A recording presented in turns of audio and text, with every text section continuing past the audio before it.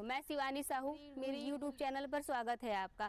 आज हम आए हैं कल्पवृक्ष। कल्पवृक्ष सुल्तानपुर के लोगों की पहली पसंद है और वो आते हैं और चाव से पूजा करते हैं और यहाँ पर बैठते हैं थोड़ी देर। यहाँ का वातावरण बहुत अच्छा है, शायद इसीलिए बैठते हैं। हम आपको ये बताते हैं कल्पवृक्ष होता क्या है। पुराणों के अनुसार समुद्र मंथन में 14 रत्नों की जो प्राप्ति हुई थी उसमें से एक रत्न कल्पवृक्ष भी था। कल्पवृक्ष जो है इंद्र देवता को दे दिया गया था और कहा जाता है ये वृक्ष जो है स्वर्ग का वृक्ष है। इस वृक्ष की जो है कार्बन डेटिंग से वैज्ञानिकों ने बताया है कि ये लगभग 5000 साल तक रह सकता है। इस वृक्ष का नाश जो है कल्पांत तक कभी नहीं होता। पौराणिक धर्म ग्रंथों और हिंदू मान्यताओं के अनुसार ये कहा जाता है कि अगर इस वृक्ष के नीचे बैठकर आप कुछ भी मांगते हैं, सोचते हैं तो वो पूरा हो जाता है। धार्मिक गुरु ओशो ने एक सत्संग में बताया था कि एक व्यक्ति जो है वो चल रहा था, ऐसे ही चलते चलते वो जो है पहुंच गया स्वर्ग में। उसने जब वो बहुत थक चुका था उसने सोचा कि काश मुझे कोई वृक्ष मिल जाता बैठने के लिए, आराम करने के लिए। इतना सोच ही रहा था कि उसको एक वृक्ष दिखा। वो वृक्ष था कल्पवृक्ष और उसके नीचे जो वहाँ की पत्तियाँ थी वो काफ़ी गद्देदार थी। वो सो गया। जब वो सोकर उठा उसने कहा मुझे बहुत भूख लगी है और उसने जीवन में अपने वो चीज़ें सोच लिया जो वो खाना चाहता था। उसको वो सारी चीज़ें मिल गई। फिर उसने सोचा काश मुझे पीने को कुछ मिल जाता। जो उसने सोचा वो उसको पीने को भी मिल गया। फिर उसने सोचा ये हो कैसे रहा है, कहीं इस वृक्ष में कोई भूत तो नहीं है। तो वैसे ही भूत आ जाते हैं ठीक उसके सामने। फिर वो सोचता है कि कहीं ये मुझे मारे ना, मुझे दंड ना दे, मुझे यातनाएं ना दे और मुझे मार ना दे। जैसे ही वो सोचता है उसकी हत्या हो जाती है और वो मर जाता है।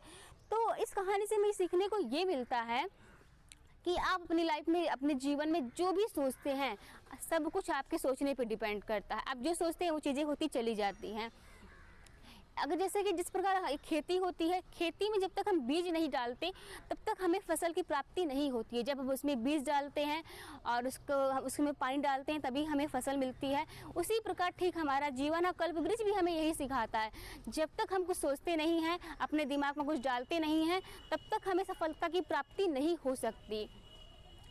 ऐसे ही कल्पवृक्ष की भी यही चीज़ है। कल्पवृक्ष हमारी लाइफ में यही सिखाता है हमें कि आप जो है कर्म करिए और सोचिए। कोई भी चीज़ें बिना सोचे नहीं हो सकती।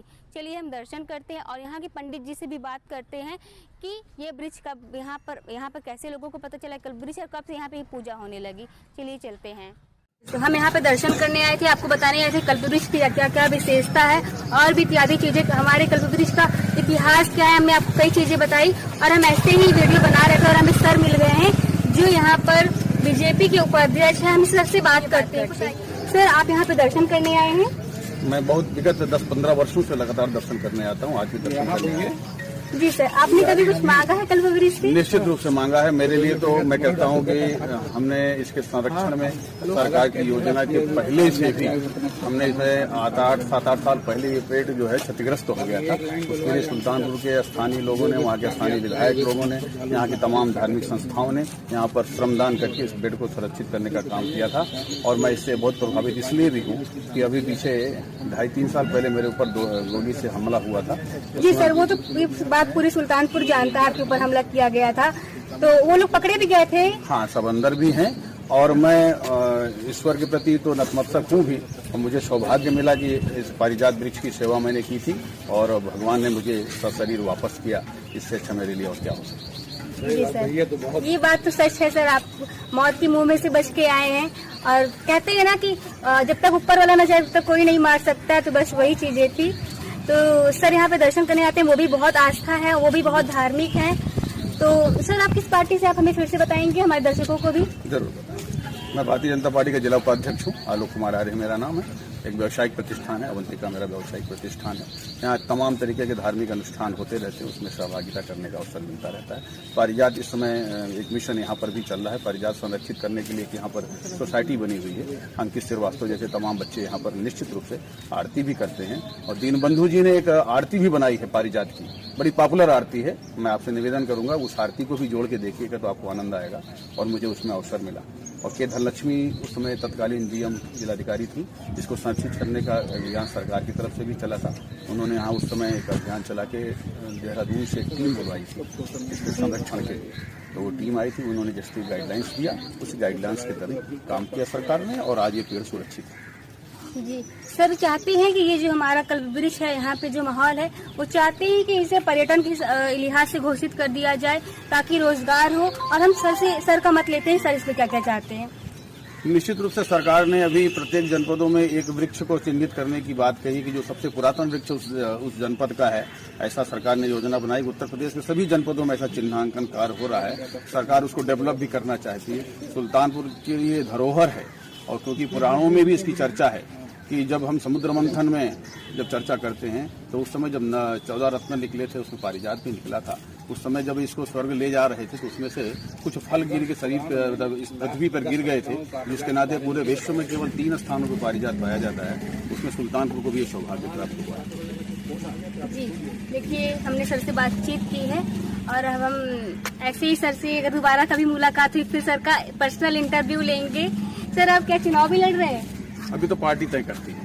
हम लोग पार्टी के कार्यकर्ता हैं, हम भाजपा के बाल स्वयं सेवक भी हैं और भारतीय जनता पार्टी के 92 सक्रिय कार्यकर्ता हैं। पार्टी जो रीति नीति तय करती है उसके अनुसार कार्यकर्ता काम करता है। मुझे अवसर मिलेगा तो मैं निश्चित रूप से उस पार्टी की नीति। सर, क्या 2021 में आप चुनाव लड़ेंगे? आगामी 2022 का चुनाव है। अभी तो 21 चल रहा है, पंचायती चुनाव 21 में चल रही है। 2022 का समय है, अभी उसमें समय है। पार्टी जो तय करेगी वो हमारी उसके साथ निष्ठा है। चलिए देखते हैं सर, अगर चुनाव लड़ते हैं, उनका हमें इंटरव्यू लेने का सौभाग्य मिले तो जरूर लेंगे सर का इंटरव्यू।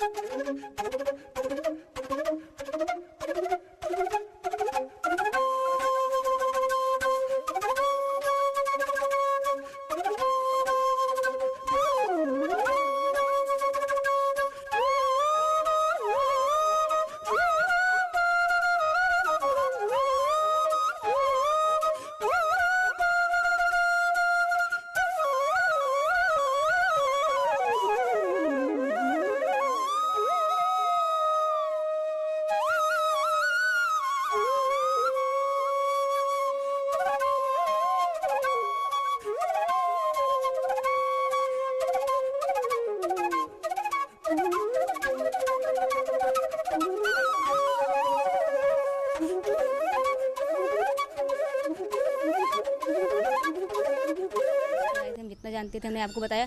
अब हम इस मंदिर के पंडित जी से पूछेंगे कि इस पेड़ का रहस्य क्या है, यानी कल्प वृक्ष का रहस्य क्या है और यहाँ पर कब से पूजा हो रही है। चलिए आए पंडित जी से पूछते हैं। ऐसे ही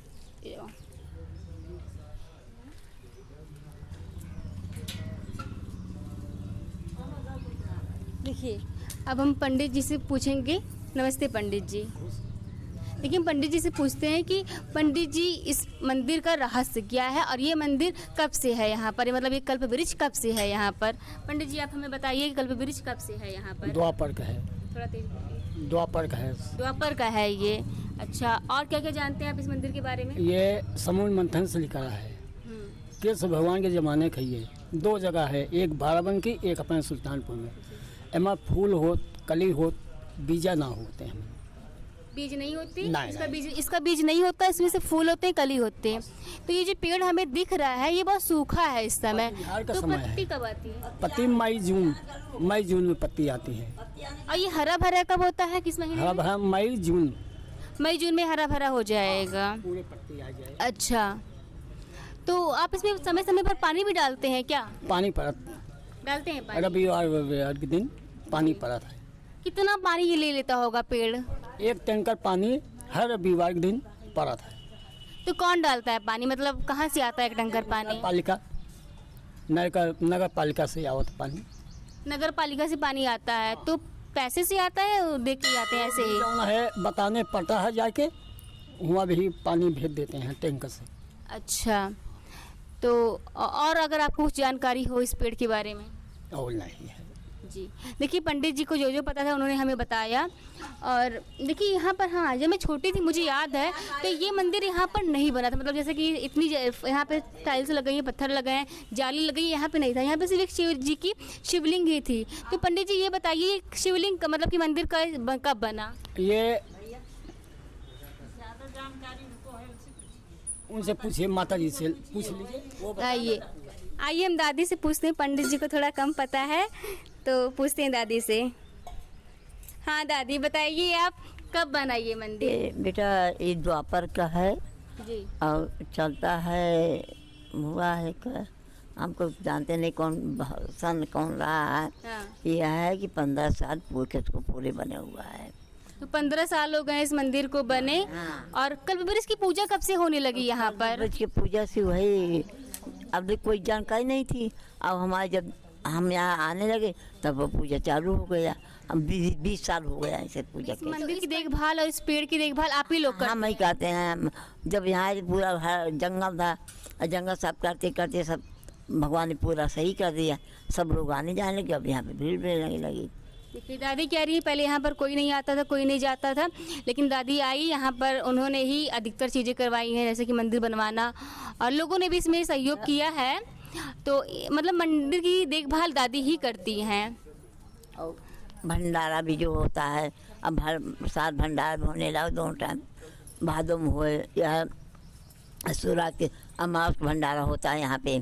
अब भीड़ भी लगने लगी। मैं जैसे माने जो कोई मांगे जो मांगे तो पूरा होता है। अच्छा ये सच है कि कल्पवृक्ष के नीचे जो बैठ के मांगा जाता है वो पूरा होता है? हाँ हाँ हाँ हाँ, सच है ये? सच है। अच्छा। आप परिक्रमा कर, आपके ऊपर कोई फूल गिर गया है तो आपकी यहाँ किस्मत खुल रही है। अच्छा फूल आपने रखा होगा? हाँ, आप दिखा सकती हैं मुझे? अबे नहीं है, अब दोबारा हम दिखाएंगे आपको। चलिए ठीक है, दादी कह रही है अभी फूल उन्हें रखा है लेकिन घर पे रखा है, तो जब वो दोबारा दिखाएंगी हमें, हम दोबारा आएंगे तो हमें दोबारा दिखाएंगी। और यहाँ पर शिवरात्रि के दिन बहुत भीड़, हज़ारों लोग आते हैं, यहाँ पे भीड़ होती है। शिवरात्रि के दिन खास तौर पे डेकोरेशन अच्छी से की जाती है। तो चलिए हम पूजा करते हैं। और दादी कुछ और कहना चाहती हैं, कहिए दादी। अमावस के यहाँ भंडारा चालू होता है हर शिवरात्रि की अमावस जो है आता है, उसी पे भंडारा काफ़ी भीड़ से चालू हो जाता है। पूजा पाठ सब पर जो मांग के जाते हैं उनका पूरा होता है। अच्छा ऐसी मान्यता है कि जो कल्पवृक्ष में जो धागे बांधते हैं, मान्यता मांगते हैं, धागा बांध के जाते हैं, जब उनकी मान्यता पूरी हो जाती है धागा आके तोड़ देते हैं, ऐसा कुछ है? हाँ, धागा मान के जाते हैं, जब उनका पूरा दे देते हैं तो आके धागा तोड़ेंगे, प्रसाद चढ़ाएंगे। जिसका बहुत बड़ा भाव होगा तो भंडारा कहेगा, हवन कथा कहेगा, सुनेगा। बहुत मानते पूरी होती। कोई के लड़का बच्चा नहीं उसको मान वो भी होता है, आँखें सही नहीं हो रही उसको मान वो भी हो जाता है। कितने व्यक्ति पागल भी ठीक हो चुके हैं यहाँ पे। दादी का कुल कहना मिलाकर ये कहना है कि आप जो भी मांगते हैं कल्पवृक्ष से आपको वो मिलता है। तो चलिए हम भी चलते हैं, पूजा करते हैं। और अगर आप सुल्तानपुर के हैं तो आइएगा, कल्पवृक्ष दर्शन करिएगा। और ये पेड़ जो है हर जगह नहीं पाया जाता, कुछ ही स्थान पे पाया जाता है, जैसे कि ग्वालियर, रायबरेली, राजस्थान, और इसमें हमारा सुल्तानपुर भी शामिल है। तो हमें एक मैम मिली है, हम इनसे पूछते हैं कि मंदिर में कब से आती हैं, बहुत देर से पूजा कर रही हैं, कब से आ रही हैं, क्यों पूजा कर रही हैं। मैम ये बताइए आप कब से आ रही हैं, पहले आप अपना नाम बताइए मुझे। मेरा प्रकाशनी पांडे नाम है। ठीक है, तो आप मंदिर में कब से आ रही हैं और आप हर सोमवार को आती हैं क्या? नहीं, हर सोमवार को तो नहीं आ पाते हैं, लेकिन जैसे मेरे 15 साल बच्चे नहीं हुए थे तो इसके बाद मैंने आया, एक दिन यहाँ पूजा किया और 5 बहराम किए। 5 बहराम के बाद मैंने धागा बांध दिया तो मेरा तत्काल ही पूर्ण हुआ। वो मेरा जी, तो ये कह रही हैं कि हमने कल्पवृक्ष में धागा बांधा और इन्होंने, इनके बच्चे नहीं हो रहे थे, इनको धागा बांधा, मान्यता इन्होंने मांगी और इनके बच्चे हो गए। और भी जानते हैं इसे, और बताइए। हाँ, फिर इसके बाद हमने ये कहा कि मतलब हम इनके जो पापा थे वो गवर्नमेंट जॉब नहीं थी उनकी, तो उसके लिए भी बांधे तो वो भी पूरा हुआ, गवर्नमेंट हो गए वो जी, फिर बैंक में हैं जी। फिर इसके बाद ऐसे ऐसे मेरा काम होता गया सारा, तो हम जब मेरा काम पूरा हो जाता है तो आते हैं तो कुछ न कुछ माता जी सब भोलेनाथ को कल्पवृक्ष से हाँ आप मांगते हैं। हाँ मांगते नहीं, बस हम मेरी भावनाएं रहती है। हाँ, वो मांगना ही कहलाएगा, भावना आपका वो मांगना कहलाएगा। हाँ हाँ, मांगना तो ये है कि भगवान अपने आप ही जान जाते हैं कि मेरे अंदर क्या भावना, हम क्या लेके आए हैं यहाँ पे, तो उनको खुद ही पता हो जाता है कि मेरे ऊपर कौन सा कष्ट है। तो हम मांगते नहीं है, लेकिन आज आते हैं यहाँ तक तो मेरा वो काम पूरा हो गया है आज तक। तो देखिए हमें प्रमाण भी मिल गए, आंटी ऐसा बता रही हैं कि हमें जो है हमें बच्ची मांगे, हमें बच्चे मिल गए, पति की जॉब मांगी, पति की जॉब मिल गई है।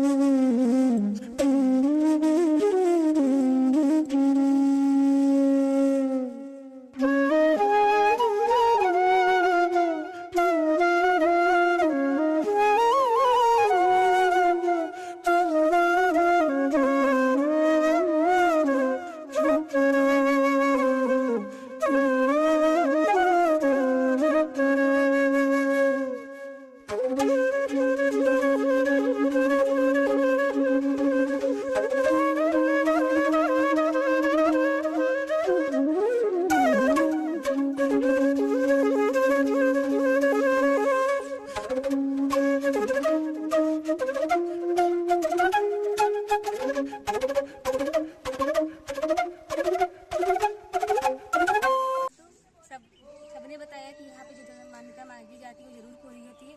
हम भी ट्राई करते हैं, हम भी मान्यता मांगते हैं और देखिए क्या होता है। चलिए धागा बांधते हैं, मन्नत की धागे बांधते हैं।